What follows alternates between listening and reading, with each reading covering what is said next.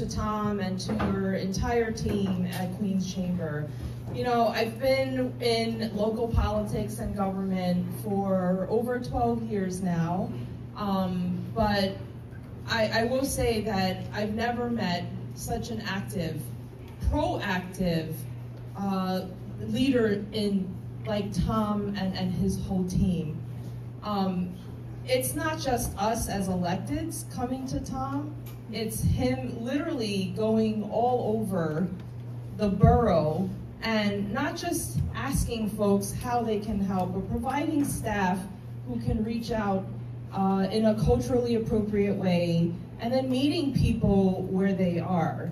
And their leadership, this team has just transformed and expanded the reach of the Queens Chamber. I used to be jealous sometimes of other boroughs and other counties' Chamber of Commerce. But now they can look at us here in Queens and model what they do after what we've done. Thank you for having me, and thank you for this time. We are in Washington, D.C., usually during the week, and then we are here this week. Every fourth week, we work here in the district. So it's such an honor to be in your presence. I know that you all work so hard. You don't have time to listen to politicians speak. So Tom doesn't let me come unless I show up with money, right? But what Tom described about my life growing up in Queens is true. I'm a daughter of small business owners. My parents worked in a restaurant for most of my childhood and later owned their own small business in Flushing, one of the first Asian restaurants in Flushing, if you could imagine Flushing without Asian restaurants today. So, I grew up, working and helping in the restaurants, and I watched my parents and other small business owners work so hard, 7 days a week, really 24/7, and struggle to the point where, and I've never said this out loud, when my husband and I got married, I said, I don't want to own a small business. It's too hard. It's too hard. And I've watched, even though, you have so many fruits, but the investment of time and energy and love that you all pour into your small businesses, it's so hard. I don't know if I can do it. So here I am in Congress, by the way, which is a different level of chaos. But that's a really long way of me saying I appreciate all of you. I am a daughter of small business owners, and that's why I feel like it's so important that we in government do everything we can to ensure that you thrive, not just survive, but thrive. And we really did see this during COVID, where even if you weren't a fan or a supporter of the infrastructure to help our small businesses, you realized how important they were to our tourism, to our economy, to our survival, to our social life, when during the pandemic, so many of them had to shut down. And when Congress, both Republicans and Democrats, came up with good legislation to help our small businesses, and we're patting ourselves on the back, and at some point, I remember this very clearly. Early on, we were at a meeting with, local New York City elected officials, and we looked at each other and we said, do you know any small businesses that got PPP or EIDL? We all asked each other that, and amongst us, there were only one or two. This was weeks into the program. So we said, something is wrong. It's not having the reach that it intended to have. And that's why we did have to tweak the law a little bit and to work with folks like the Queens Chamber to make sure that more people were able to access this program. But that, small businesses are very important to us here in Queens. They're very important to my district. My district goes from parts of Bayside to Forest Hills to Middle Village, Mass Fifth, and a little bit of Woodside, and everything in between.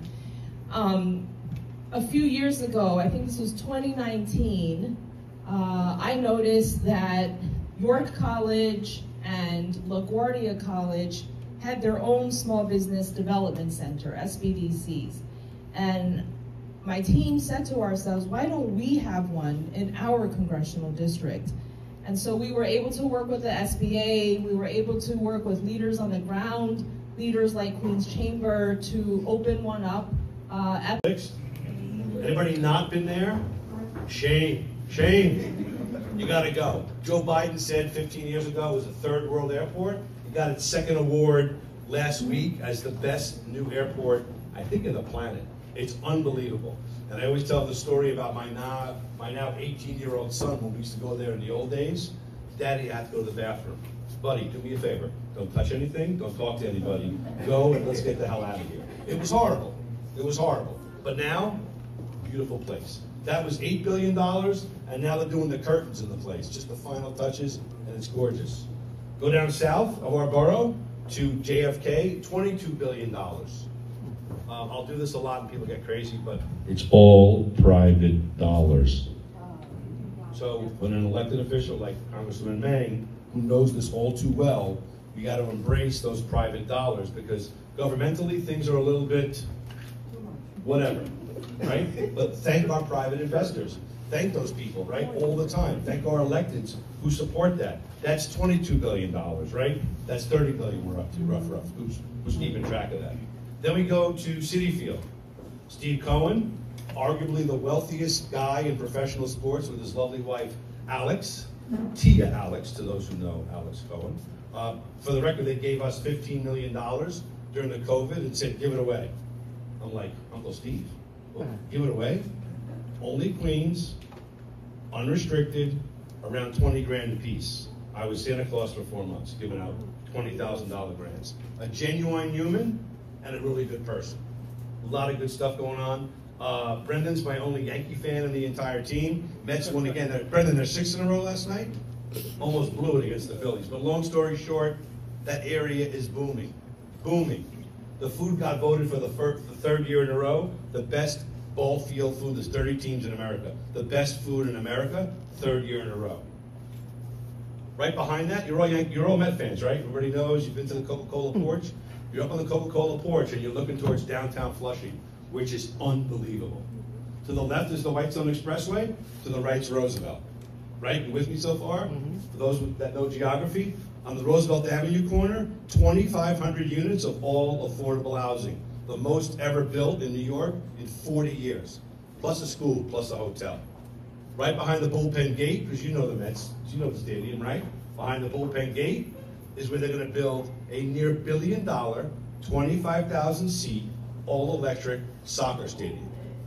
Gringos like me say soccer, it's really football to the rest of the world, right? But it's gorgeous, gorgeous. All private dollars. So when you see Brad Sims, Jennifer O'Sullivan, or anybody with those teams, thank them for committing to Queens County, for committing to New York, and make sure they know that. That's another $1 billion, right? Now we've got 2 different projects going on in Queens with hopeful expectations. There's no guarantees in life. Number 1 is Resorts World, which, by the way, in Jamaica, by the airport, is the largest taxpayer in the state of New York. The largest taxpayer. They don't pay the regular rates. There's gaming involved in this, so they pay more than the average company. 1,100 employees, largest taxpayer, proposing a $5 billion project for gaming, hotel, the whole 9 yards. Right behind Citi Field, between Citi Field and the water, is Metropolitan Park, a partnership between Cohen and Hard Rock. That's supposed to be $8 billion of all. Oops, I turned this off. But you got the message. Well, Danny, help me out here. What did I do?